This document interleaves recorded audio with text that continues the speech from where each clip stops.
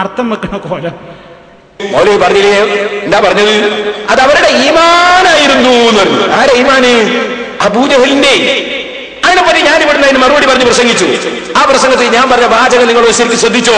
ഞാൻ അതിന്റെ വിശദീകരണം എന്ന് പറഞ്ഞേ, അത് അബൂജഹൽ ഉത്തരം മുട്ടുമ്പോ അതങ്ങനെ പറഞ്ഞതാ.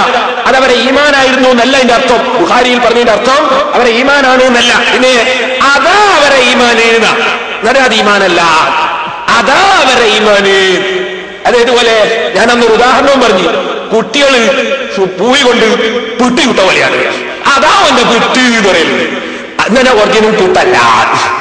ഇതുപോലെ പറഞ്ഞതാ ബുഖാരിയിൽ. അതാ അവരെ ഈമാന്. അതിന് മൗലവി വെച്ച അർത്ഥം എന്താണ്? അതവരുടെ ഈമാനായിരുന്നു. കണ്ടോ, ഞാൻ വെച്ച അർത്ഥത്തിൽ എന്താ തെറ്റ്? ഞാൻ വെച്ച അർത്ഥത്തിൽ എന്താ സുഹൃത്തുക്കളെ തെറ്റ്?